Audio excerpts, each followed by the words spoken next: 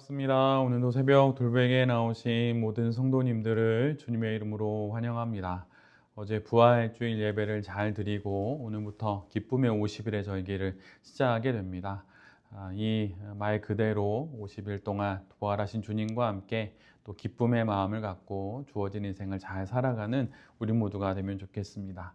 오늘 우리에게 주시는 하나님의 말씀은 요한복음 20장 19절로 23절까지의 말씀입니다. 그날 곧 주간의 첫날 저녁에 제자들은 유대 사람들이 무서워서 문을 모두 닫아 걸고 있었다. 그때 예수께서 와서 그들 가운데로 들어서셔서 너희에게 평화가 있기를 하고 인사말을 하셨다. 이 말씀을 하시고 나서 두 손과 옆구리를 그들에게 보여주셨다. 제자들은 주님을 보고 기뻐하였다.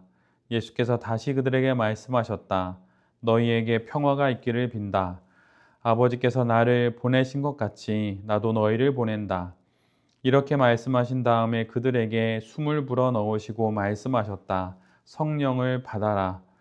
너희가 누구의 죄든지 용서해 주면 그 죄가 용서될 것이요 용서해 주지 않으면 그대로 남아 있을 것이다. 아멘. 오늘 요한복음 20장의 말씀을 갖고 주님의 숨결이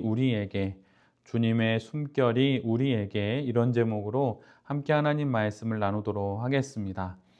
오늘 우리가 함께 보는 본문은 부활하신 예수님께서 제자들을 만나는 그 장면을 기록하고 있습니다. 예수님이 부활하신 날 저녁 제자들은 예수님을 죽인 유대 사람들이 무서워서 문을 모두 닫고 한 곳에 모여 있었습니다. 모여 있었다고 말하지만 사실은 모두 숨어 있었던 것이지요. 본문에서 닫았다라고 기록된 단어의 원뜻은 꼭꼭 걸어 잠갔다라고 하는 의미입니다. 단순히 문을 잠가 놓은 것이 아니라 이중 삼중으로 문들을 겹겹이 걸어 잠그고 아무도 들어오지 못하게 그렇게 한 것입니다. 오늘 본문의 바로 앞절인 18절에서 부활의 예수님을 만난 마리아는 제자들에게 가서 그가 본 것과 또한 들은 것을 전하게 됩니다. 제자들은 마리아로부터 예수님의 부활의 소식을 들었지만 믿지 않았습니다. 그리고 그들은 그저 두려움에 휩싸여 있었고 오늘 본문과 같이 그렇게 꼭꼭 문을 걸어 잠가서 그렇게 한 곳에 모여 있게 되지요. 다락방에 모여 숨어 공포에 떨고 있는 그 제자들과 집 밖에서 내가 주님을 보았습니다. 주님께서 제게 이렇게 말씀하셨습니다. 라고 말하면서 증거하고 다니는 막달라 마리아의 모습이 참으로 대조를 이루고 있습니다. 얼마나 비교가 되는 모습입니까? 집안에 숨어 있는 제자들과 집 밖을 돌아다니며 예수님의 부활을 전하는 마리아의 이 모습에서 누가 예수님과 3년 동안 함께 했던 제자인지 헷갈릴 정도입니다. 먼저 된 자가 나중되고 나중된 자가 먼저 된다고 하는 말씀이 있는데 이 말씀이 딱 들어맞는 경우가 바로 이 경우인 것이죠. 부활하신 예수 그리스도를 믿느냐 아니냐가 이처럼 엄청난 차이를 초래하는 것입니다.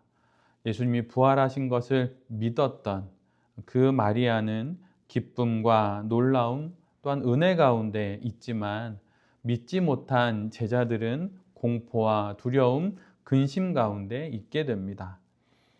제자들이 이중 삼중 겹겹이 걸어 잠근 것은 눈에 보이는 그 문만이 아닙니다.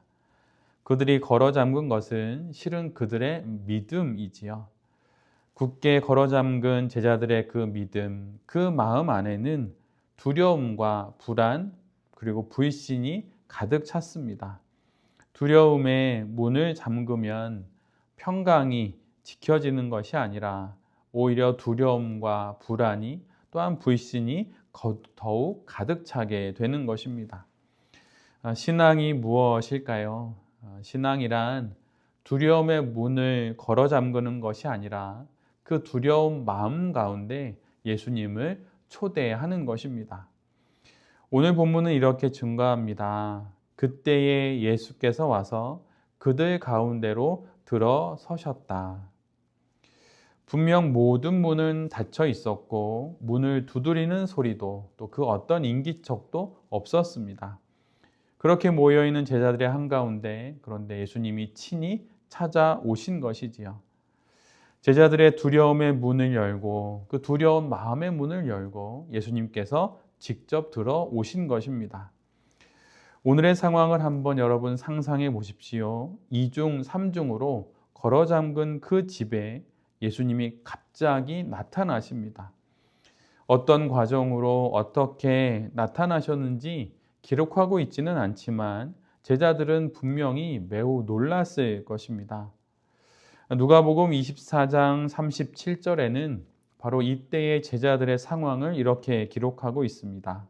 그들이 놀라고 무서워하며 그 보는 것을 영으로 생각하는지라.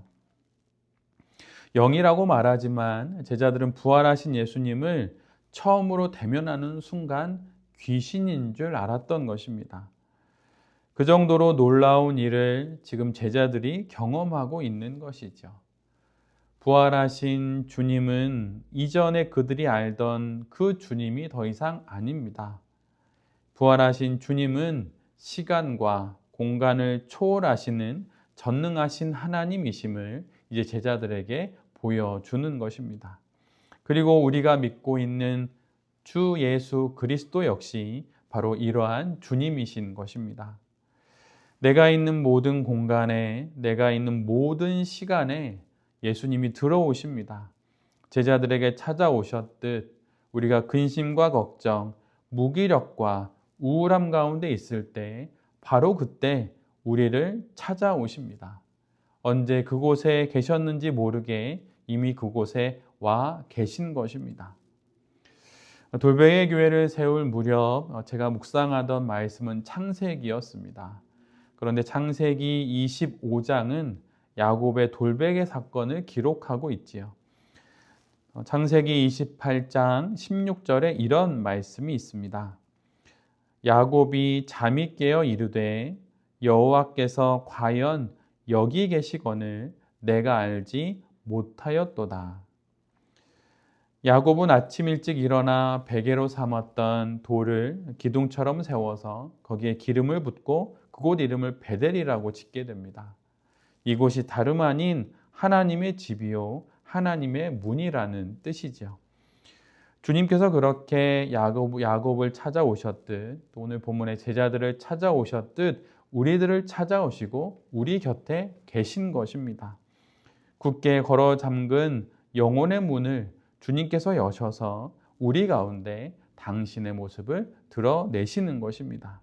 아무리 우리가 우리의 인생의 문을 걸어 잠그고 우리의 마음의 문을 걸어 잠그고 그리고 내 삶의 많은 문제들이 굳게 닫힌 문처럼 열리지 않는 상황에 있다 하더라도 그 문을 넘어서서 주님께서 우리의 삶 가운데 들어오시는 것입니다. 이렇게 부활하셔서 나타나신 부활하신 예수님, 성자 하나님이신 예수 그리스도께서 제자들과 함께 하시듯 우리와 함께 하시는 것입니다. 이 사실을 잘 기억하는 우리 모두가 되어야 할 것입니다. 오늘 본문을 자세히 보면 그렇게 부활하신 예수님께서는 제자들에게 세 가지를 주십니다. 오늘 본문 21절은 이렇게 기록합니다. 너희에게 평화가 있기를 빈다. 부활하신 주님이 제자들에게 가장 먼저 주고 싶으셨던 것, 또한 가장 먼저 주셨던 것은 바로 평안, 샬롬입니다. 두려움과 불안, 불신과 공포 가운데 있던 제자들에게 가장 필요했던 그 샬롬을 예수님께서 가장 먼저 주시는 것입니다. 그렇다면 지금 제자들이 얻은 이 평화, 평강, 이 평안의 원천은 무엇입니까? 그것은 바로 부활하신 예수 그리스도입니다. 사람들이 가장 두려워하는 죽음을 깨뜨리시고 부활하신 주님께서 함께 하시니 바로 그 가운데 평안이 있고 평강이 있는 것입니다. 오늘 본문 21절 후반부를 보면 예수님께서 제자들에게 주시는 두 번째 내용이 나옵니다. 아버지께서 나를 보내신 것 같이 나도 너희를 보낸다. 예수님이 제자들에게 주시는 두 번째 내용은 사명입니다. 예수님은 제자들에게 평안을 주시고 그 다음에 사명을 주십니다.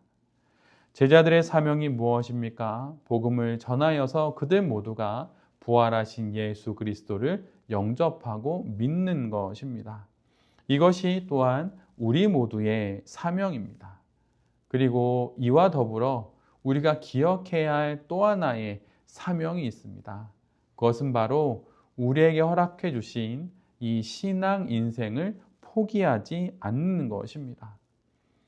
많은 사연과 사건들이 우리의 삶 가운데 있지만 그럼에도 불구하고 그것들에 기가 눌리고 또 영혼의 힘이 빠져서 삶을 포기하는 것이 아니라 부활하신 예수 그리스도로 인하여서 새로운 힘을 얻어서 다시 인생을 힘내어 살아가는 것입니다. 힘든 상황과 여러 사건들 가운데 삶을 포기하지 않는 것이 우리에게 주신 또 하나의 사명이라고 하는 것도 우리 모두가 잘 기억해야 할 것입니다. 예수님께서 마지막으로 제자들에게 주시는 것은 성령입니다. 22절의 말씀을 읽어드리면 그들에게 숨을 불어넣으시고 말씀하셨다. 성령을 받아라. 부활하신 예수님은 제자들에게 숨을 불어넣으시고 성령을 주십니다. 예수님께서는 성령을 받으라는 말씀만 하신 것이 아닙니다. 숨을 불어 넣으셨습니다. 이 부분을 헬라어로 보면 신약 성경 전체에서 오직 오늘 본문에 단 한 번만 사용된 그런 표현입니다. 그리고 같은 뜻의 히브리어 동사는 구약엔 두 번만 나옵니다. 그리고 그 첫 구절이 바로 창세기 2장 7절의 말씀입니다. 여호와 하나님이 땅의 흙으로 사람을 지으시고 생기를 그 코에 불어넣으시니 사람이 생명이 되니라. 바로 이 말씀 가운데 오늘 본문에 기록된 숨을 불어넣었다라고 하는 표현이 히브리어로 기록되어 있는 것입니다. 또한 두 번째 구약의 말씀은 에스겔 37장 9절 이하의 말씀입니다. 우리 모두가 너무나도 잘 알고 있는 말씀이죠. 에스겔 선지자가 하나님의 인도하심을 따라 해골로 가득한 골짜기에 다가갑니다. 그리고 하나님의 명령을 따라서 생기를 향해 대언하게 되죠. 그러자 하나님의 생기, 하나님의 숨결이 죽어 모든 것이 끝나버린 그 마른 뼈에 들어가서 그 마른 뼈가 살아나 마침내 큰 군대가 되는 그 말씀이지요. 이 말씀에 바로 숨을 불어 넣으셨다라고 하는 히브리적인 표현이 등장하게 되는 것입니다. 하나님께서 바로 오늘도 우리에게 이렇게 숨을 불어 넣으시면서 성령을 주십니다. 하나님의 그 숨결인 성령 하나님을 우리에게 주셔서 오늘도 이렇게 이 하루를 시작하게 하고 우리의 인생을 살아가게 하는 것입니다. 주님의 숨결, 하나님의 숨결, 그 성령 하나님이 오늘도 우리와 함께 하신다고 하는 이 사실을 기억하며 이 하루도 힘내어 살아가는 우리 모두가 되어야 할 것입니다. 주님의 숨결 속에서 우리는 성령의 사람이 되고 사명의 사람이 되고 샬롬의 사람이 되어 이 땅의 인생을 걸어가는 거룩한 성도인 것입니다. 부활 이후 이제 시작되는 기쁨의 50일의 이 절기를 성령 충만한 사람이 되어서 평안을 누리고 또한 사명을 감당하는 그런 거룩한 인생으로 잘 살아가는 우리 모두가 될 수 있기를 간절히 기도드립니다. 아멘. 함께 기도하겠습니다. 주님, 주님의 숨결을 우리 모두에게 불어넣어 주시옵소서. 주님의 숨결 속에서 평강을 누리기를 원합니다. 샬롬의 인생이 되기를 원합니다. 주님의 숨결 속에서 사명을 포기하지 않고 잘 감당하기를 원하고 수많은 사연과 사건 가운데서도 이 인생을 포기하지 않기를 원합니다. 주님 사명의 사람이 되게 하여 주시옵소서. 주님의 숨결 속에서 생기를 머금고 살아나기를 원합니다. 성령의 사람이 되게 하여 주시옵소서. 주님의 숨결 속에서 새로이 창조되어 살아가는 우리 모두가 될 수 있도록 주여 은혜 내려 주시옵소서.